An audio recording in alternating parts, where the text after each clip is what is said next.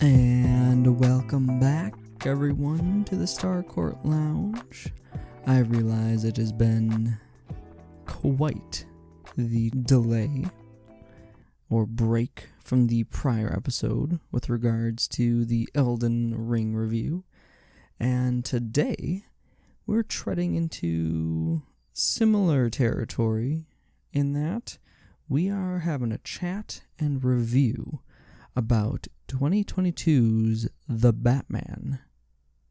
The Batman was directed by Matt Reeves and starred a number of big-name actors in very high-profile, crucial roles to the film.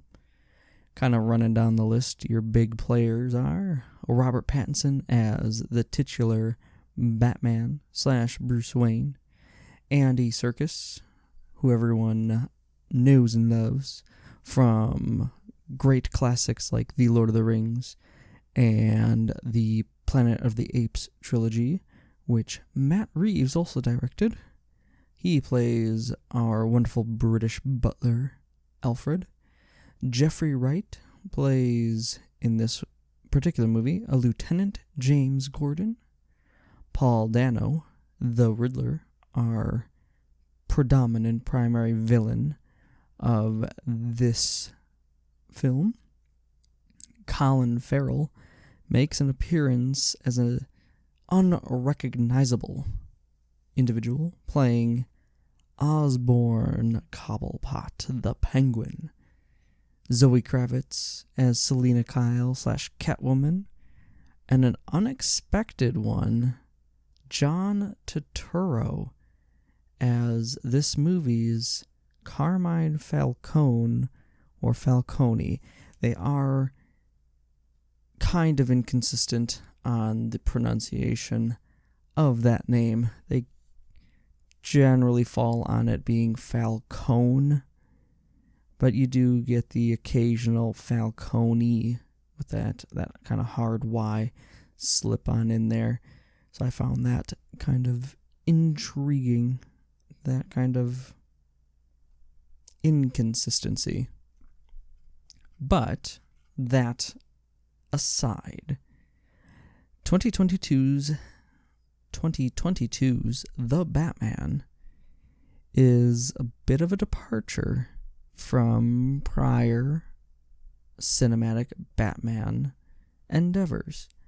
Predominantly in that this is the first of kind of a refresh or reboot coming off of the coattails of the Snyderverse Batfleck from Justice League and Batman vs. Superman. But this is not an origin story of sorts. We are coming into the story 2 years into Bruce being Batman. So he's established, but still learning the ropes. This is very personal for him. Coming from the classic, his parents were murdered, but with a twist, which we'll get into a little bit later. I have, over the course of my note-taking, watched this film 3 times and have enjoyed it thoroughly each time. Now, the film itself is a runtime of about 3 hours, which nowadays seems like it's becoming the standard bearer for movie runtimes, especially if you want something that's weighty and legitimate and packs some sort of symbolic punch. But I felt like the film was very well paced, and I didn't really feel like the 3 hours, even on subsequent watches, was that bad. It didn't feel like a 3-hour movie, especially seeing as I first watched it the day it released on HBO Max, and then watched it again the day after, and then more recently I watched it today as of recording.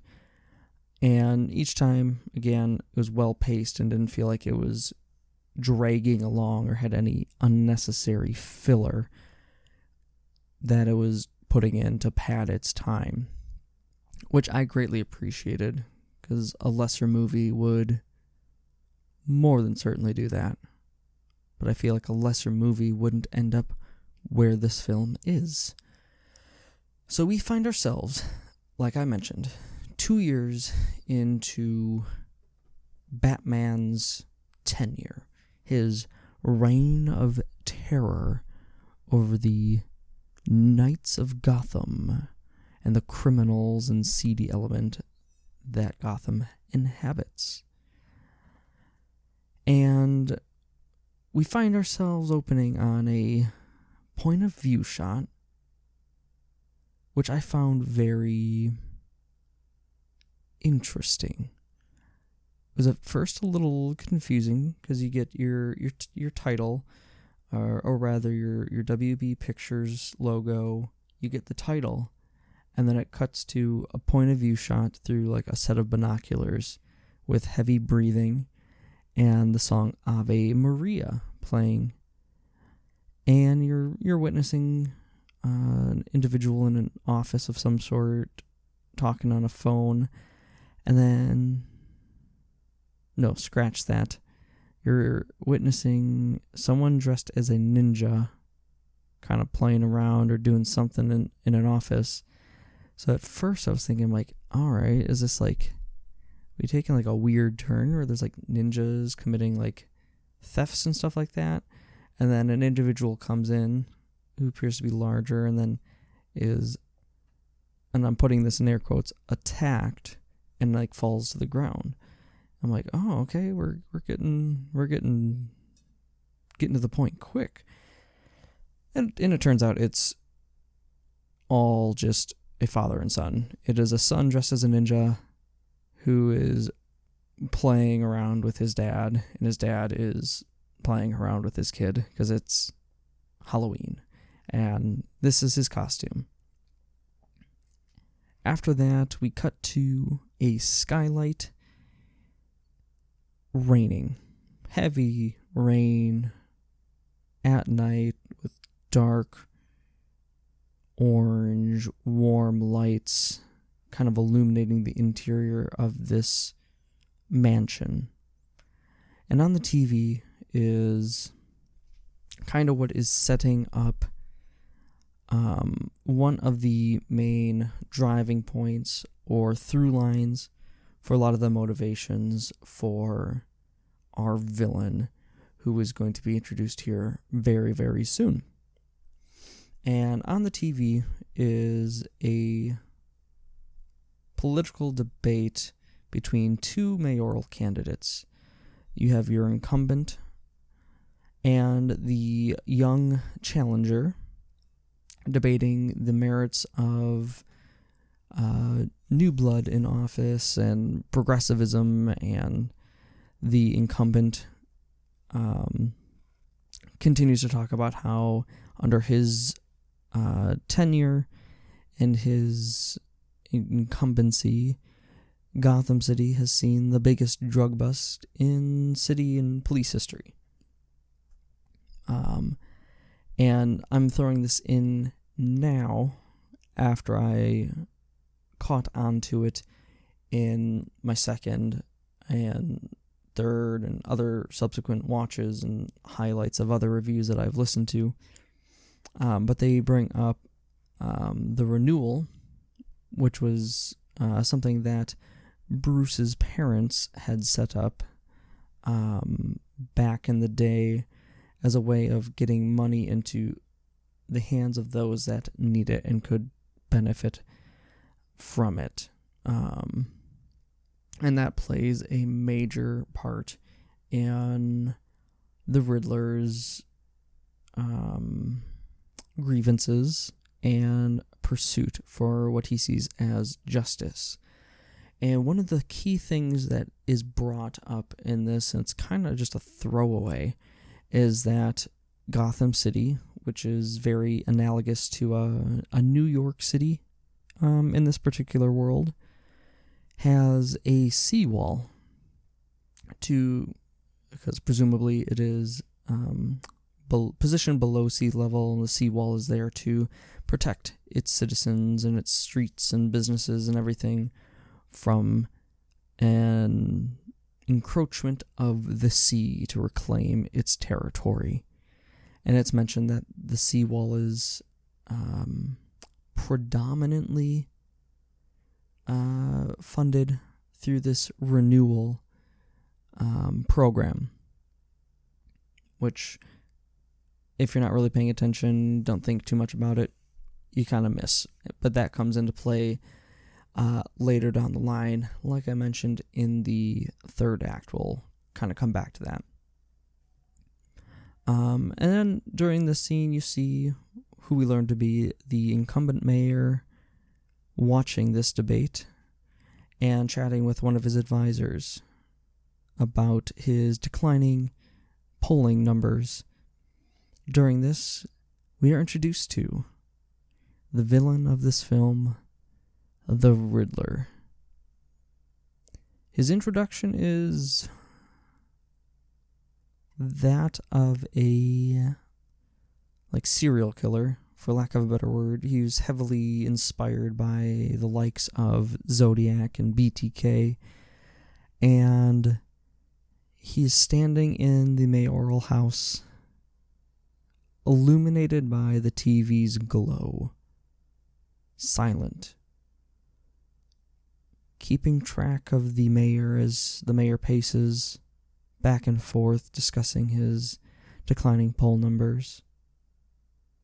And after the phone call ends with his advisor is when the Riddler strikes. And I feel like in other movies, it would likely, as the Riddler attacks and commits his crime against the mayor, it would cut away, and then we'd come back to the aftermath. But what I think this film does great with its 3-hour runtime is it gives moments more time to shine. So rather than cut away, we see the full brutality of this attack. We see the Riddler club the mayor over the head with some sort of implement and repeatedly hit him over the head on the ground.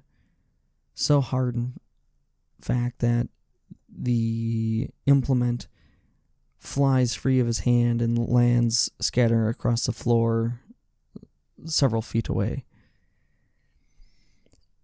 And from this alone, you can already tell that it's going to be a significantly different sort of Batman. Not a ninja Batman like the Nolan, which are great films.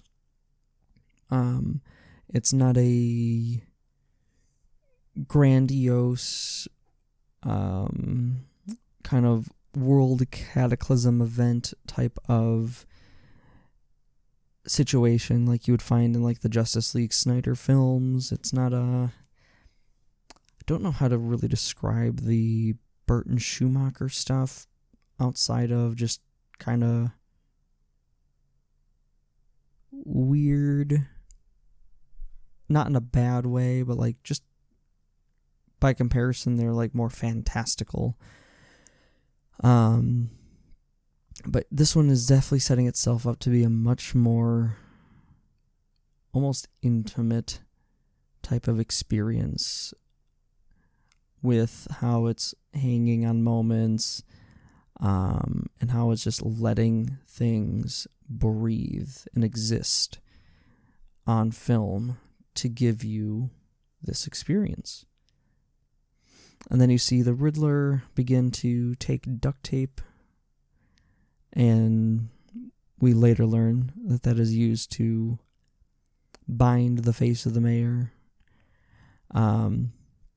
once he first rips his piece of duct tape, it cuts away, and we get a monologue, which historically hasn't always fared well in cinema. Implementations like that of Blade Runner were widely panned by both critics and the actors providing, reading, reciting. But this one was very well done, and it helps you to understand, and it helps to lean more into the atmosphere and tone and everything that the director, Matt Reeves, and crew are attempting, and in my opinion, successfully set up. The idea is that it's a noir, so it's kind of going back to the roots of Batman, 1939 detective, hard-boiled detective noir type style, which is further bolstered by Batman's surprisingly not necessarily overt to the public, but overt to Gotham PD, how blatant he is at actually coming onto a crime scene with the cops, and like helping them sort of deduce and solve these crimes and mysteries. And we get the impression that this isn't the first rodeo between him and Gordon, but that is getting ahead of us.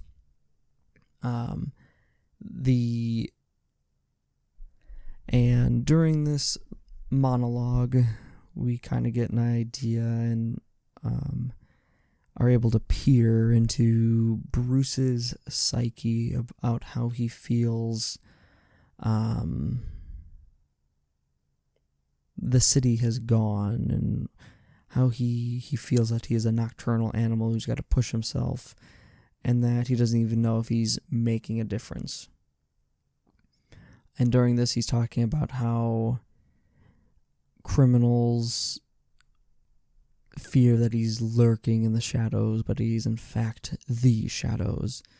And then after that ends, kind of concluding on whether or not he's actually making a difference, as it kind of intercuts between different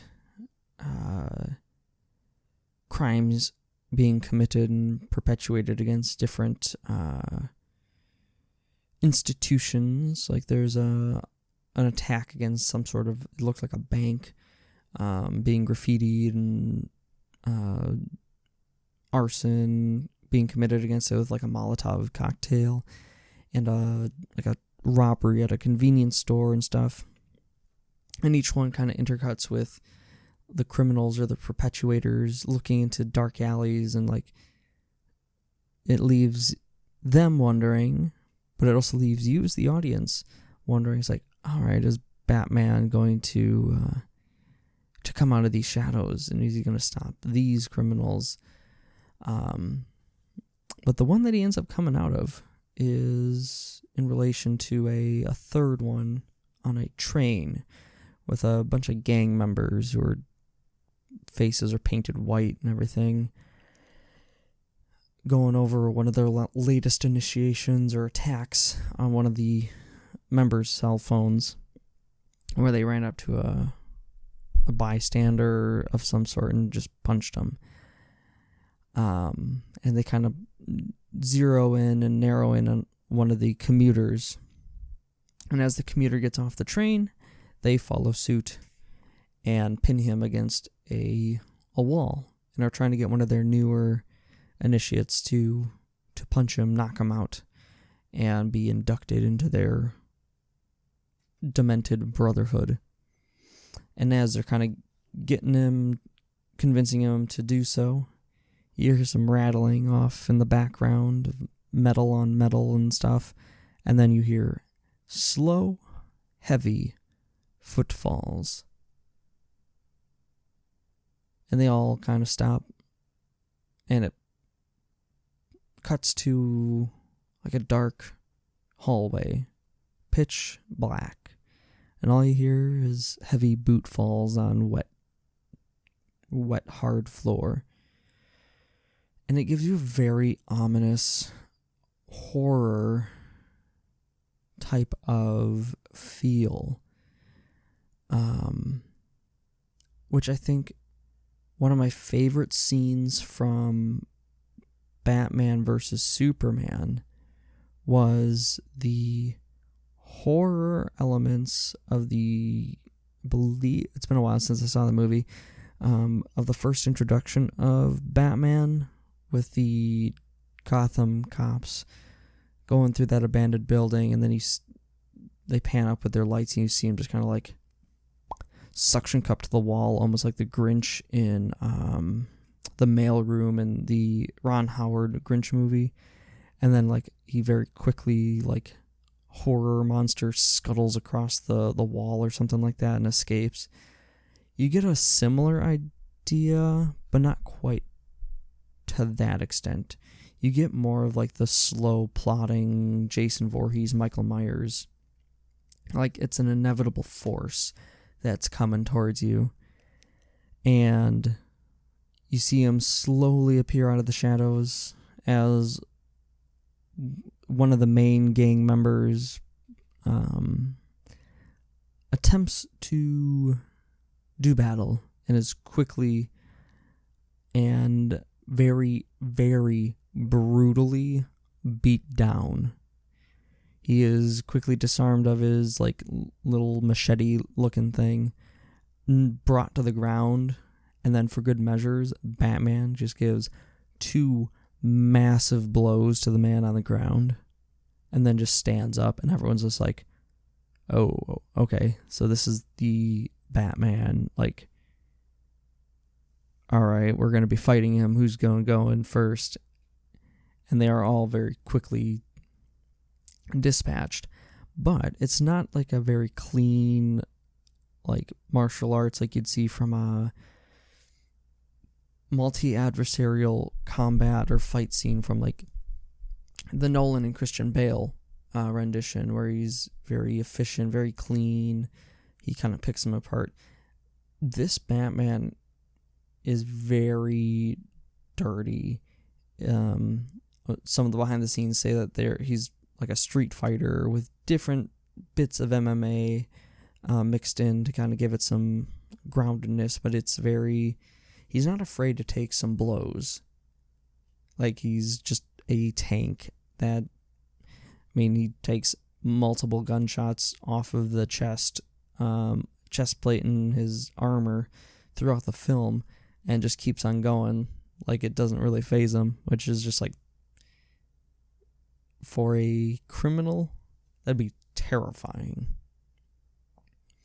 After dispatching these gangs, he looks up to see the bat signal, and that is where we cut to what I mentioned earlier, a very overt to the police Batman walking down the hall of the mayoral home, flanked on either side by just a line of officers trying to keep the scene secure at the murder of the mayor. And he walks up, trailing who we learn to be Gordon, to the very threshold into the living area where the crime was committed. And after some convincing from Gordon, the officers securing that doorway permit Batman in. And during this, we get to the idea and the setup that this is going to be beyond just the kind of noir influences thus far with the monologues, the heavy rains, and everything. But we get the cemented idea that this is a detective Batman. This isn't some grandiose, like, we're going to vaporize all the water in the city type of thing. This is, we are solving a murder that later becomes more murders, and trying to find and piece together the pattern and the reasoning behind them, which is very well done and eventually starts to loop back around onto Bruce Wayne, further cementing the more intimate, personal story that this holds to all, well, maybe not necessarily all the characters, but especially between Riddler and Bruce Wayne, Batman. And it's kind of here that we start to get a much better look at Pattinson's Batsuit, which looks quite amazing. I was very skeptical at first about it in the screen tests early on in pre-production and stuff, but it's grown on me, especially with how kind of cobbled together it is, and it very much fits into the style and aesthetic that they're going for in the detective noir, like the little collar around his mask that is part of his cape, to me was very reminiscent of a trench coat kind of collar popped up to help shield your neck from the rain that's downpouring in your corrupted cesspit of a city. And though I've never seen Seven, I've seen clips of it. It did give me some vibes from that film as well, which I believe Reeves said he was partly inspired by, as from an aesthetic and atmosphere point of view. But it definitely gave that kind of Gotham by Gaslight noir detective feel some legitimacy, and we get to see Batman doing what he's doing what he's known for, being a detective and solving mysteries, even seemingly kind of pointing out potentially missed evidence and things like that in the blood stain and scuff mark where the murder weapon had flown and hit the ground, and then kind of solving a cipher that was left for him by the Riddler in the form of a greeting card and a riddle. The gist of it being, what does a dead man do, or what does a dead liar do when he is dead? Or what does a liar do when he's dead? And the answer is that he lies still, implying that he lied in life, but he was part of a much greater machination of the city, covering up some sort of shadowy, shady deal, which is at the heart of the Riddler's grievances with the elite of Gotham, which at that point I was very, very much sold on the whole thing. I love a noir atmosphere. I love that detective feel. I love that murder mystery thriller genre a lot. It's just a very fascinating genre of film. And after kind of concluding there, we get to see Bruce still, he's still Batman, but not dressed as Batman, which is something that I was very interested in and kind of kept track of, is that there are many scenes, and it makes sense, where Bruce is patrolling or traveling throughout Gotham as Batman, not as Bruce Wayne, because Bruce Wayne we find out is very reclusive and very rarely makes any appearances. But he's in just street clothes, like blue-collar workers' clothes, driving on a motorcycle to blend in, which is very interesting, but makes sense, because a dude riding around on a motorcycle in cape and bat cowl is gonna stand out quite a bit. And this first scene with the motorcycle and his street clothes with Nirvana song playing in the background. One of the focus shifts, not from a storytelling perspective or anything, like from a purely cinematography based level, on the motorcycle mirror, as it's all sort of blurred bokeh, depth of field, and it slowly shifts the focus so that clarity comes back through to the mirror, and you see like lights and everything just kind of traveling past behind him. I'm like, wow, that was a beautiful shot. And we're going to be having very serious, like, this is going to be serious cinematography, and they aren't skimping. They're going all out. They're making this as best as they can. Like, they're going big. They aren't leaving anything on the table, which I appreciated. I'm like, this is setting us up for good stuff. This ends with Bruce getting back to Wayne Tower, not Wayne Manor. Wayne Tower, like a penthouse in the middle of the city, with the Batcave being a abandoned subway tunnel. So I like that they keep familiar elements, but have reinvented them and kind of flipped them a little bit to give them a bit of a twist and give it a modernization of some sort, but also it doesn't feel like it's very modern. It feels very timeless. I don't know.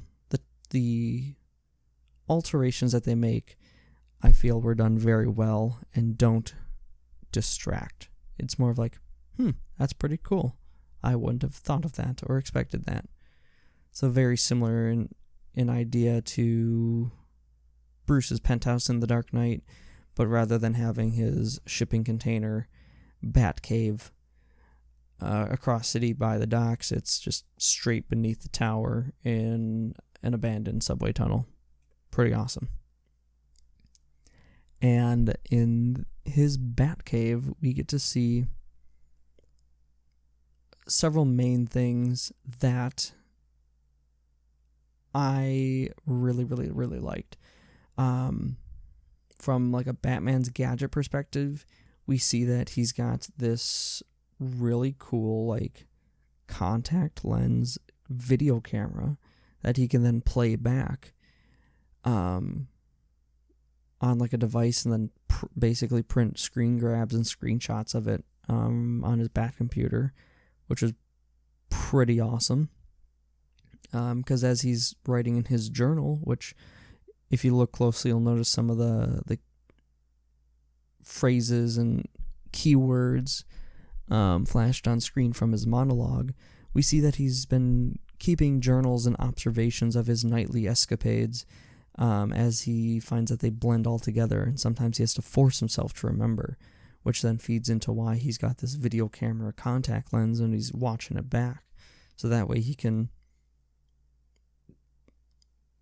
go back and observe and maybe see and find details that he missed the first go around, which is smart for a detective.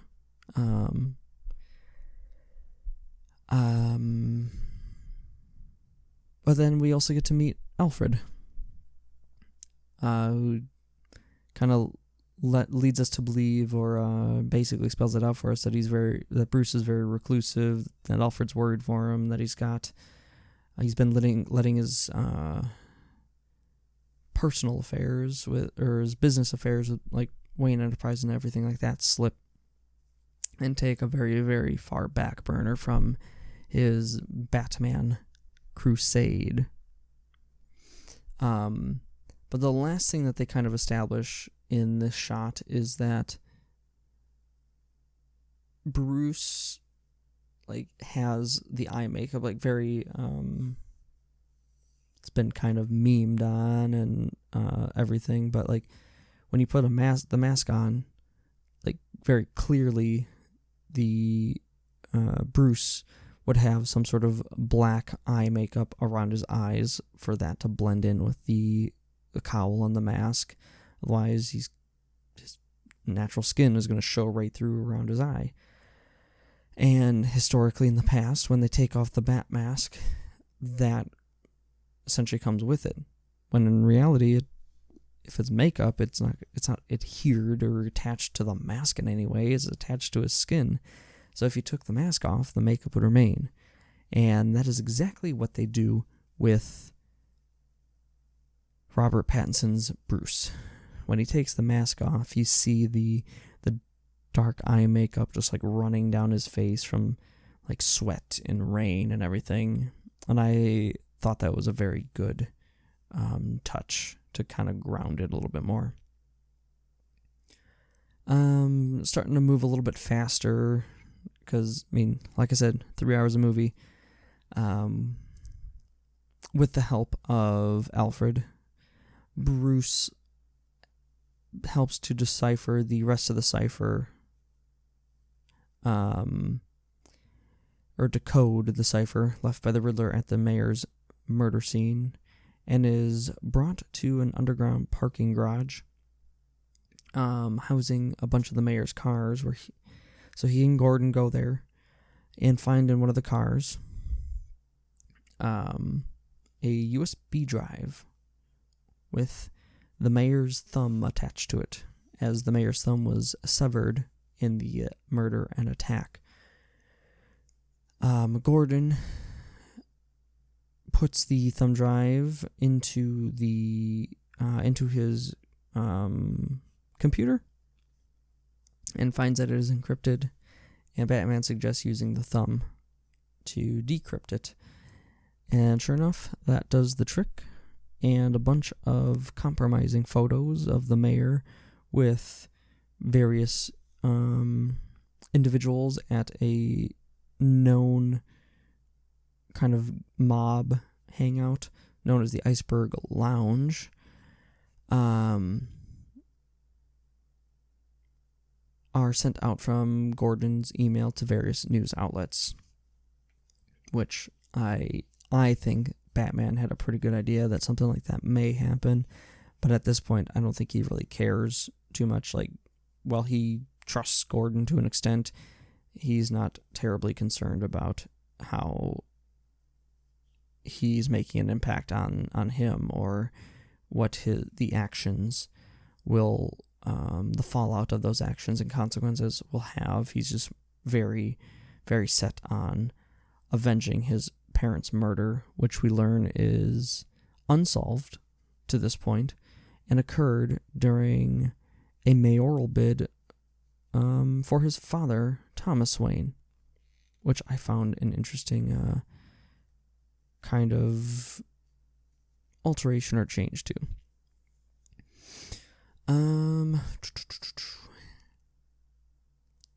This scene also kind of sets up some of the dark humor and kind of puns present throughout the movie. For instance, with the USB drive, commonly referred to as a thumb drive, which I can assume you're probably seeing where this is going, but the thumb was kind of keychained or attached to this USB drive in the vehicle, and Gordon asks, like, what Batman found. Batman pulls it out. He's like, thumb drive, which got a little bit of a chuckle out of me. I'm a fan for dark kind of pun humor like that.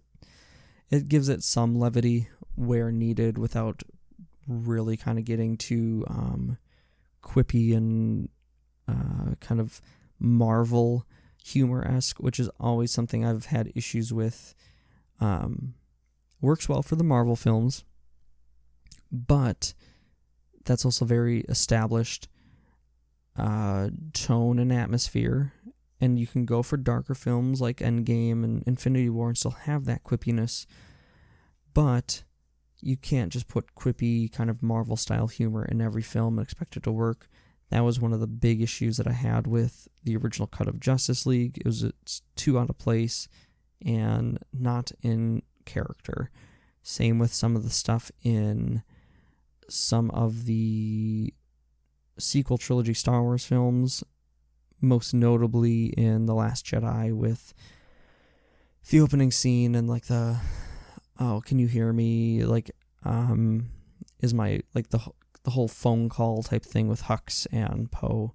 That kind of irritated me just because it was very it felt very forced, very Marvel humor in a context and area that it didn't need to be. Rant over. We get a lead to the Iceberg Lounge, and Batman basically beats his way into there, and we get to meet the Penguin, who, like mentioned at the start, is played by Colin Farrell. But if you didn't know that, he is very unrecognizable. As the Penguin, they did a wonderful job on the prosthetics, and Farrell did a wonderful job acting and on his accent, because you wouldn't know he's Irish based on anything in this movie. And we get some further exposition to a point of some clues, and we get to meet or are introduced to who we find out to be Selina Kyle, who Batman follows to her apartment, and in a very similar scene to the start, we get another point of view shot through binoculars, but this time it's Bruce, kind of spying and getting the lay of getting a read on Selina. And the big thing this time, though, is that we do get some, what I would say, like third person perspective shots of sorts, or like third person omnipotent, where the camera's like facing or like very tight in on Bruce's face, and you definitely see that it's him looking through the binoculars, so it doesn't leave us any doubt that it's him versus the Riddler. And it's very, the music that's in this is very like kind of almost sensual. It's kind of got like a sexy undertone. It's very like sly. Creates like an intimacy of some sort there. And we essentially see that Selina has a roommate of some sort, and then she changes into her cat suit and leaves.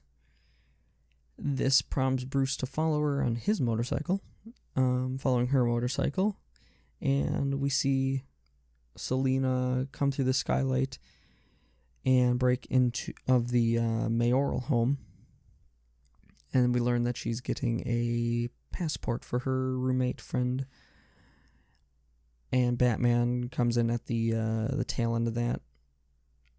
No pun intended on that. After she opens up the safe and gets the passport, and a short little scuffle ensues. And during this, like a Gotham officer enters into the room, and they quickly have to kind of put their fight on hold. Batman kind of subduing her in like a rear hug of sorts and putting his hand over her mouth. And it's very, it puts that tension and intimacy very in the forefront, and establishes that very quickly between the two characters. I should also note that the catsuit is also very subdued. Very subtle ears on like the knit cap. So nothing like outlandish or anything that's very reminiscent almost of the Catwoman suit from the Dark Knight Rises. But I would say it's more grunge and fitting, because this is a very like grunge inspired style. Like they have Nirvana and they use Kurt Cobain as some of the influence or inspiration for Bruce's look outside of the Batsuit, with his longer hair and everything. I felt that didn't make a huge amount of sense for like some of the more high-tech aspects of Selina's suit in The Dark Knight Rises, if she's supposed to be some sort of like pauper, like very poor person. I feel like the stuff that this Catwoman has is more feasible for someone of her economic status to like acquire and obtain and everything. And especially, I suppose if she's flipping halls and everything like that, she could probably invest in some of like the safe drill and stuff like that she's got.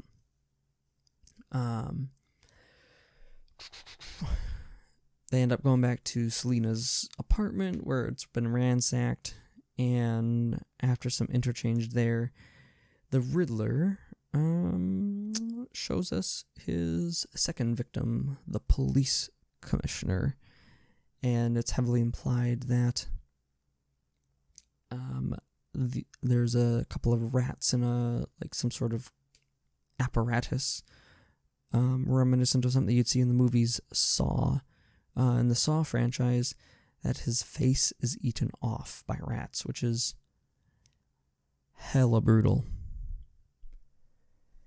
And again, we get another scene with Gordon and Batman, this time at the morgue, solving more of the Riddler's clues and stuff like that as it relates to the commissioner's death. And one of the quotes in this scene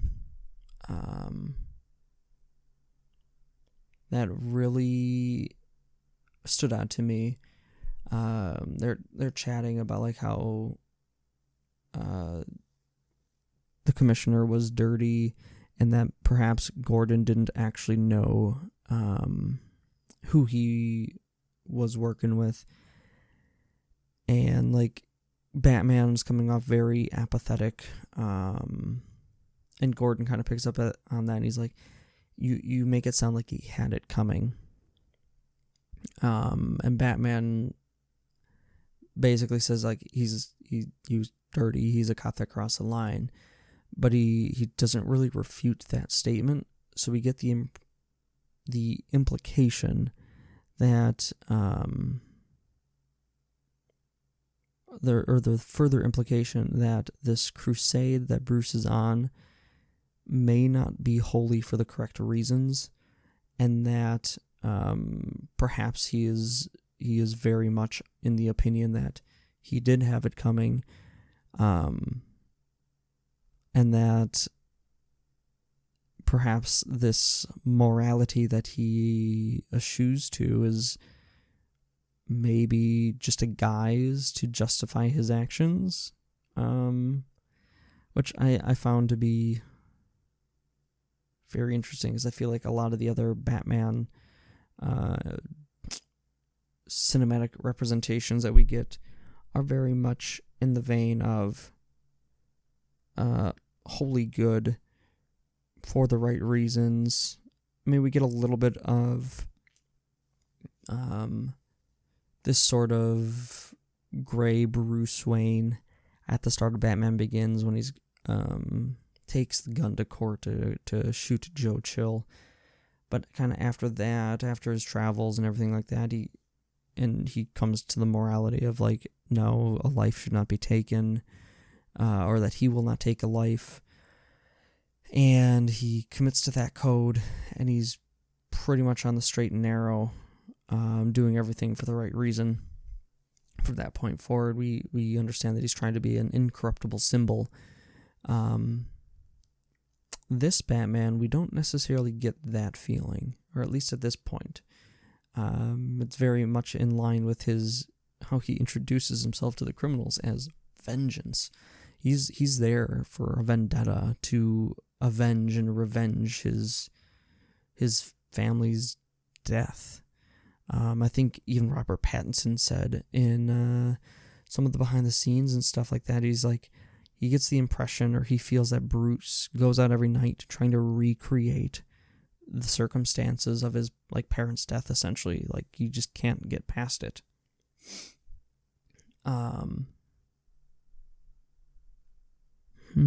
After that, we get some more Catwoman, Batman team up, where she gets one of the contact lenses and goes into the 40 Below, which is like the club within the club of Iceberg Lounge, and we are introduced to the district attorney, Gil, who is basically as seedy and corrupted as the previous two Riddler victims. And what do you know? Gil makes apparent Riddler victim number 3 later on in the scene. And that cuts to a very rare public appearance by Bruce Wayne at the funeral of the mayor. Which I found interesting, that Bruce is actually the one driving himself to the funeral, not a personal driver or Alfred or something like that. And additionally, it's a freaking nice Corvette that he's driving. Backtracking a bit, because I just kind of scrolling through my notes here. One small detail that I did appreciate with the, because Gil, the district attorney, is assaulted in his vehicle outside of the Iceberg Lounge.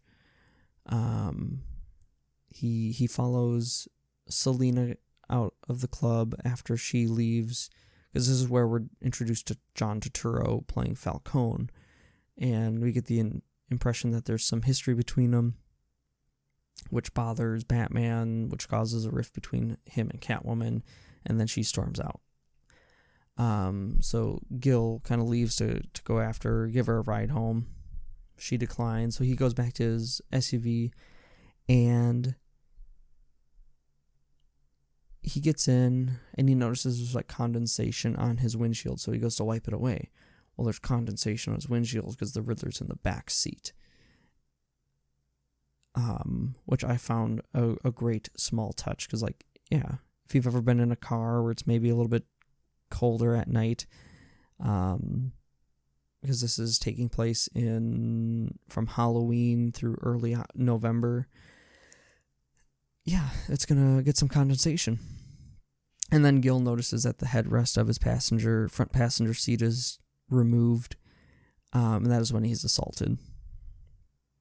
Cutting back to the funeral, Bruce sees a familiar set of kind of black boots that lace up to almost knee height. So he thinks that's Selina, and he starts to follow them. And he is stopped by Penguin and some other goons, because this person is with Falcone. And this is where we get to learn a little bit of backstory on Falcone and his connection to Wayne, the Wayne family. Now, I've never been a very big reader on the comics, but I know that in the animated series there is a backstory element that Falcone was shot in the chest during some sort of gang altercation. I believe from the Maroney family, if I remember correctly. And that he ends up going to Thomas Wayne's house because he doesn't want to go to a hospital because of his notoriety and criminal history. So he goes to Thomas Wayne. Thomas Wayne operates on him on his kitchen table. They basically bring that in one for one into this. So I loved that they were using some of the animated series inspirations or storylines as inspiration, and actually just basically copying it event for event into this Batman's backstory, which was pretty cool. During this, we get the funeral for the mayor, which leads into a SUV barreling through this church, only to find that it's Gil Coulson, the district attorney with a bomb around his neck. And we get a little bit of a riddle game between the Riddler, Batman, and Coulson, and we get a better idea of what Riddler's vendetta or goal is. He's there to expose the corruption and those who participated in this corruption, because his riddles relate to like feeling the violence of justice if it isn't properly meted out, asking how much money Coulson is taking in order to not prosecute certain crimes. And then the last one that Coulson refuses adamantly is to give up who the rat or informant was that led to the Maroney drug bust, the largest drug bust in GCPD history to that point, and he refuses, which ultimately results in the bomb detonating with Batman right next to it, which was a bit of a dumb decision on Batman's part. I didn't quite understand that. Felt a little bit weird to me, but whatever. We then get a scene where Batman is sort of captured. He's in like some sort of holding cell at the police department, and with a little bit of help and distraction of sorts from Gordon, Batman is able to escape, and he runs and gets and grapples to the top of GCPD, and rather than having like his fancy like little nano cape from the Dark Knight films, he's got just like a straight like wingsuit that you'd see in like a skydiving video, which I thought was a really intriguing implementation of like gliding capability, only for Batman to make another really poor decision and try to deploy his parachute right as he's approaching a bridge and not expect that to like immediately go terribly wrong. And that finally leads us to the first look at the Batmobile. Gordon and Batman team up after this escape and locate a drug buy. They both go there, and things start to go south real quick as Catwoman appears, and a shootout ensues. After they also discover that Catwoman's friend has been unfortunately killed and has probably been dead this entire time that they've been looking for her. But we get to see the Batman, the Batmobile, which is like this demonic, elemental, primal force been cobbled together out of vengeance and anger and scrap metal in the Batcave by Bruce. It's like when it's powered on, it's got this like unearthly, like high-pitched squealing roar, and it's like breathing and coming to life, like it's ripping open a portal with like fire shooting out of its sides and out of its hood, and this blue white hot flame emitting out of its back. Sound design, production design, it's just great.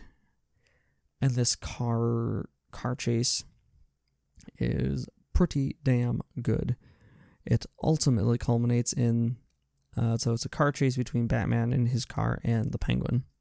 Penguin creates a traffic accident in an effort to escape the Batman. Batman is able to jump out above it through a fireball.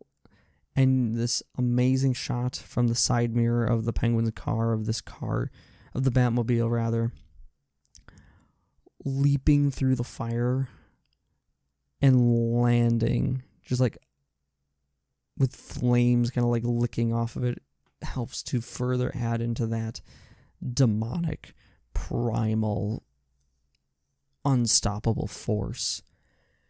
And Batman rams into Cobblepot's car, which throws it in the air, and it probably flips about like 6 or 7 times before hitting the ground and coming to a rest on its hood.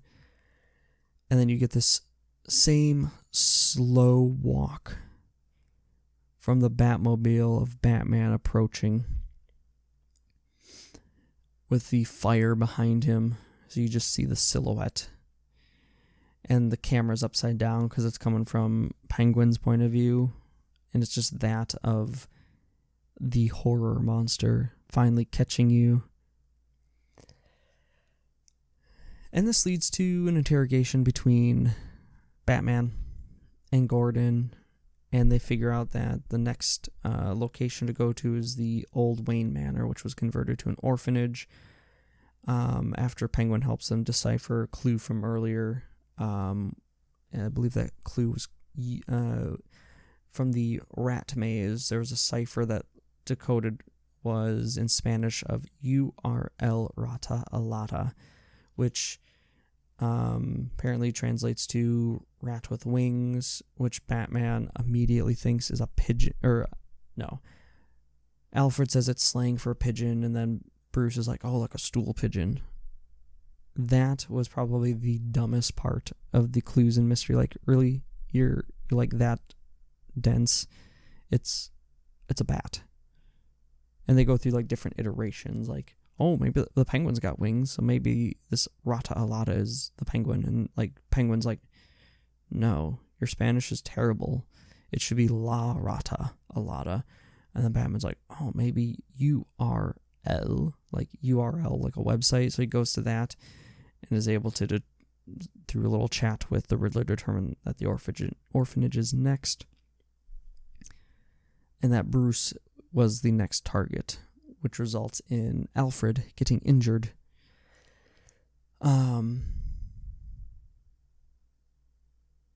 Yeah. At this point, it was really like striking how much screen time Batman himself was getting. I feel like in a lot of other films, Batman films, a lot of the screen time is Bruce's time, and there's some like Batman highlights, but not, like, I would say that at least 80% of this film is dedicated to Batman. Whether Batman is in his street clothes, in hiding, or in the actual Batsuit.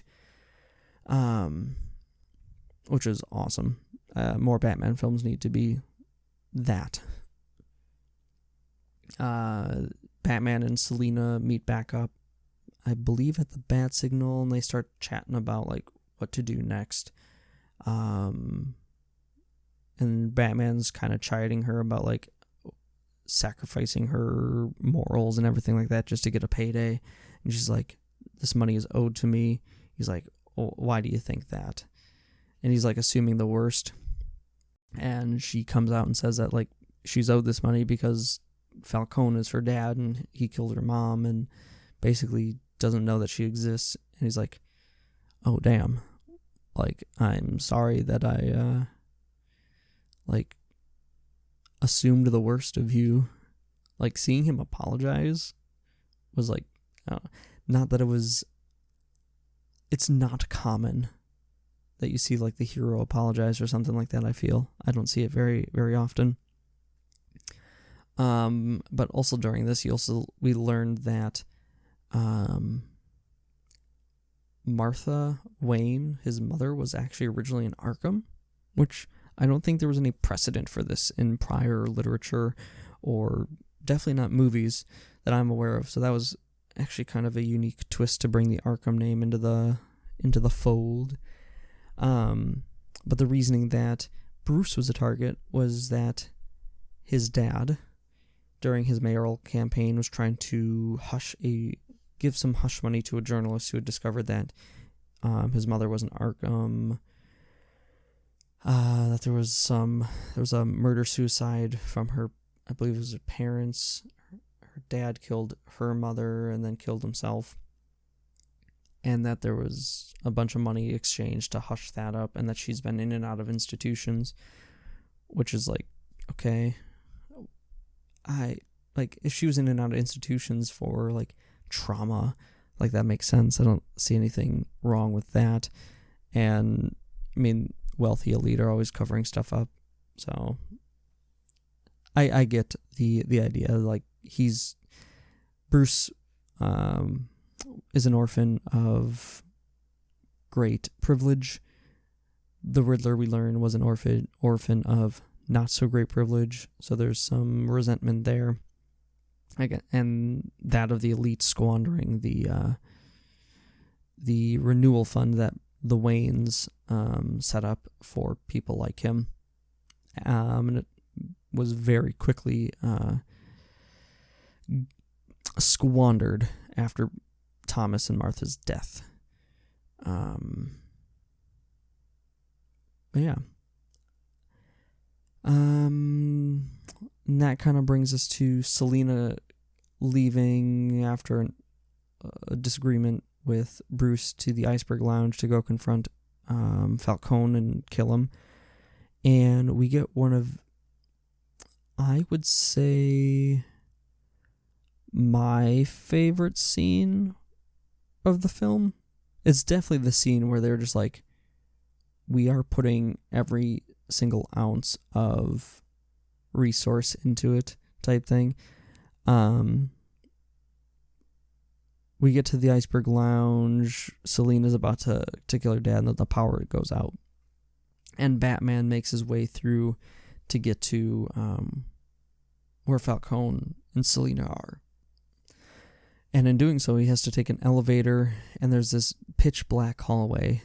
And this scene is just a fixed camera at the end of this hallway, pitch black, and the scene is only illuminated by the occasional flash of gunfire as Batman just eviscerates these goons and is taking rounds off the chest like a boss and just walking and beating them down.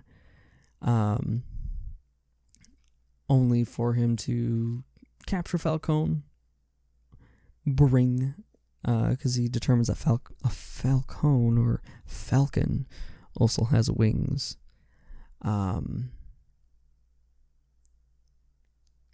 So he brings him out, and then the Riddler is finally able to take out Falcone, who turned out to be the informant in the Moroni drug bust.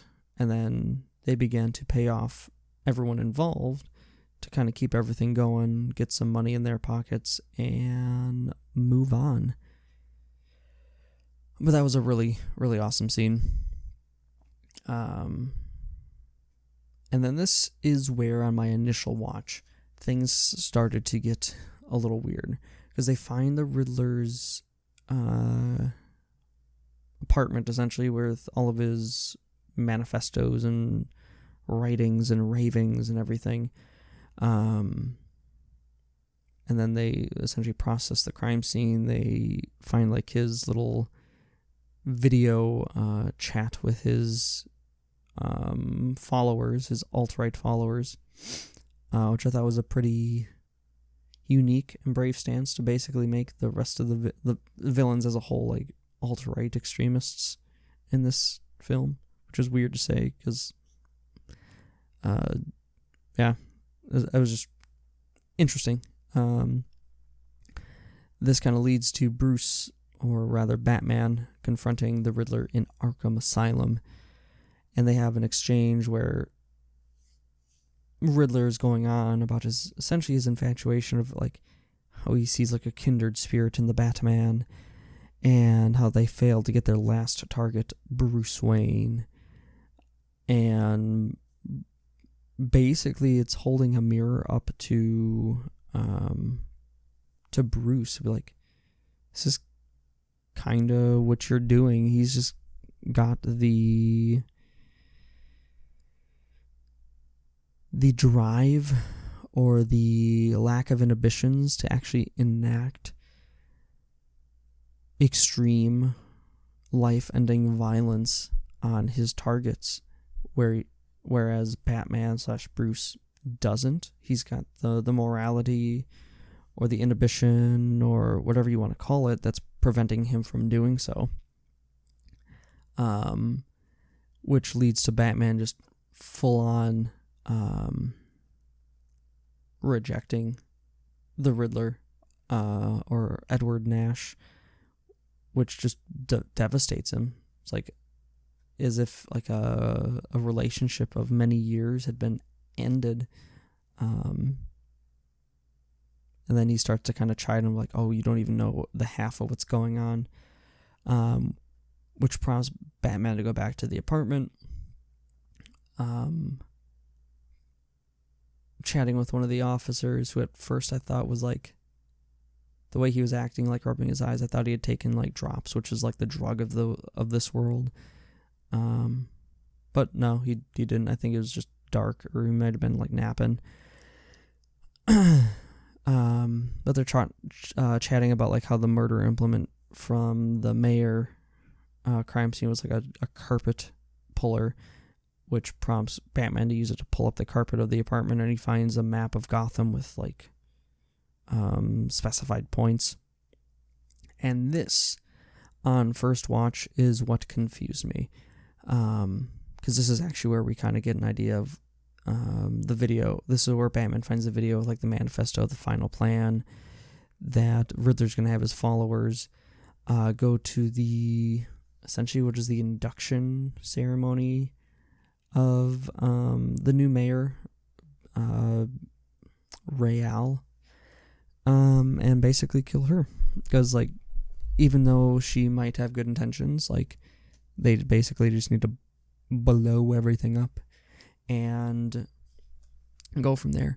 But they specifically targeted the seawall, because the idea with that is that the water floods the city and everyone's basically doomed, and the only real safe center is what they call Gotham Square Garden, which took me out of it a little bit. I was initially, I'm like, oh, they're just basically one for one calling Gotham New York, which is whatever. I got over it really quickly.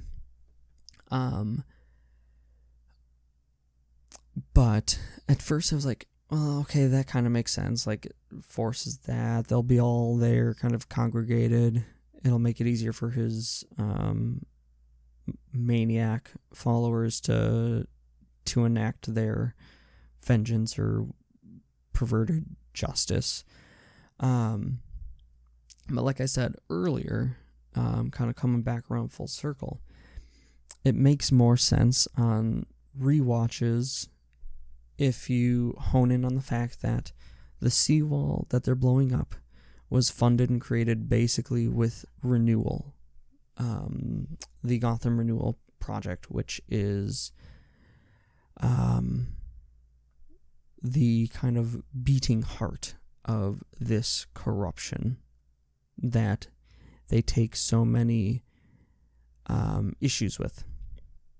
So with that in mind, it makes sense that they target that as a symbol that is, how did I put it, endemic to the Renewal Fund, or like to this corruption, as the face and the guise of public service that allows this corruption to continue. So by blowing that up, they're both like, they're blowing up the physical representation in the city of it, but also the idea that it can be continued to be used. So it made more sense after the fact. Otherwise, at first, it was a little hard to follow. which leads to the final confrontation between the Riddler's crazy followers and Batman and his allies at the Gotham Square Garden.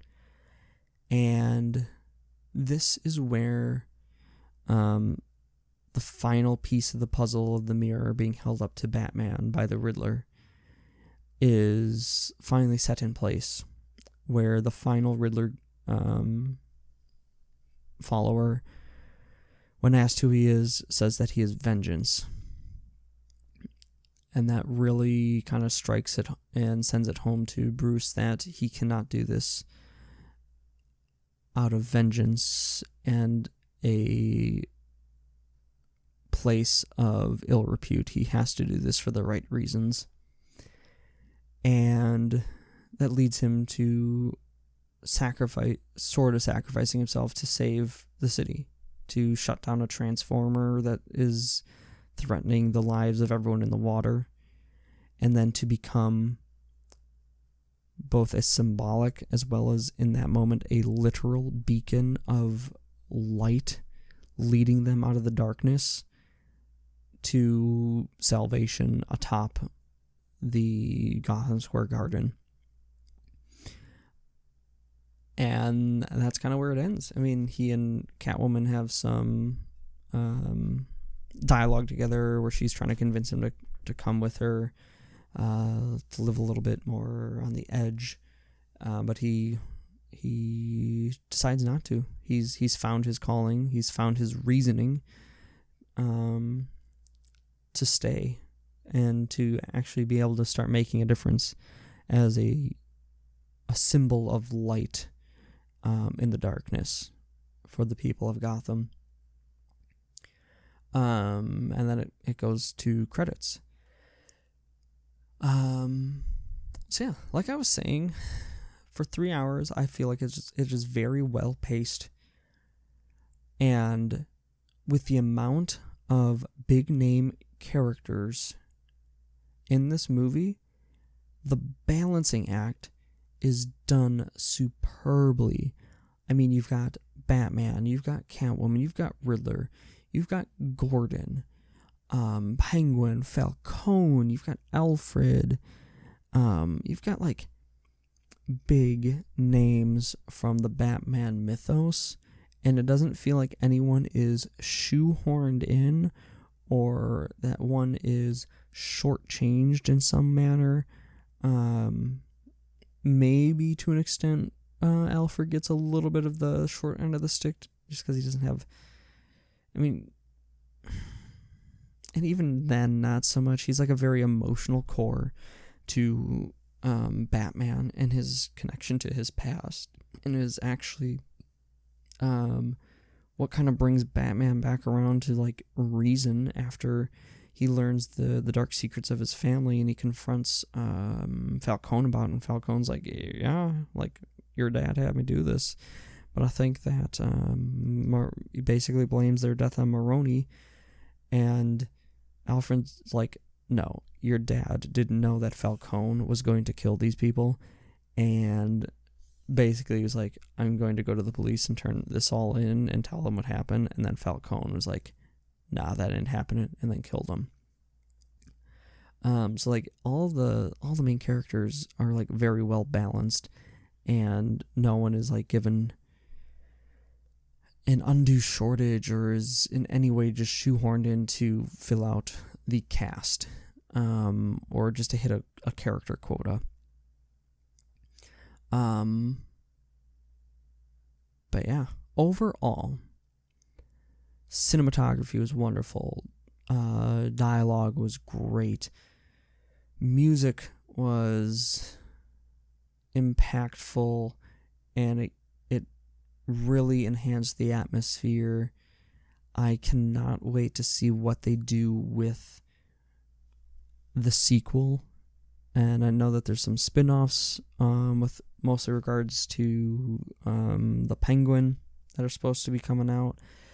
But like how they build on top of this already kind of like what seems to be an established world, and we're kind of jumping in midway, is quite exciting to me based on like previous installments that have been less successful. I've always preferred the more intimate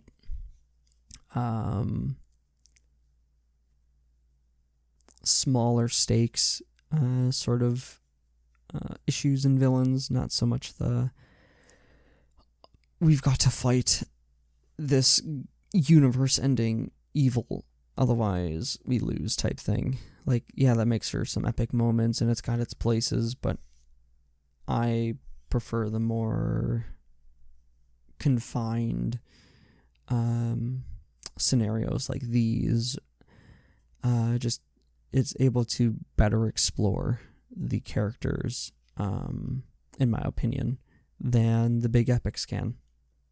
Big epics are great as a culmination of many movies and many years of work, but these standalone films need to be intimate character studies as to what motivates and drives these characters, and I think they did a great job. The most annoying thing that I found in the film was, like I mentioned earlier, the Rata Alada clue, and how quickly they were how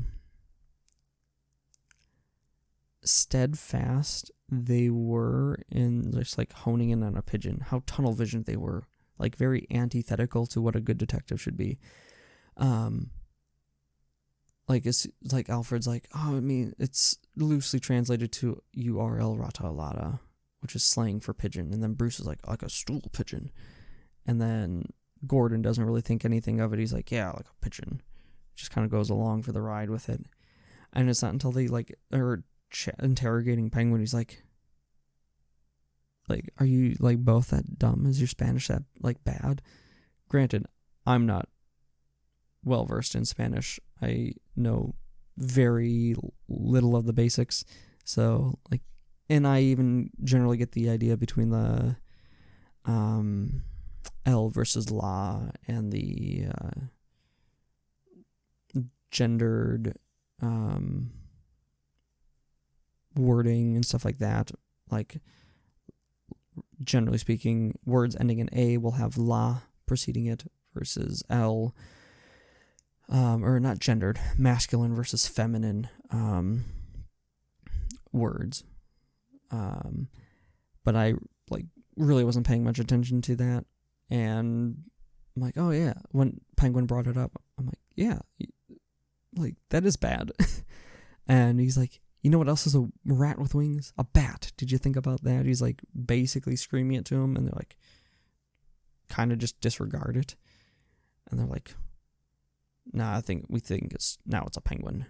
And then ultimately a falcon. It's like, come on, guys. You can do better than that. That was one of the only things that really annoyed me.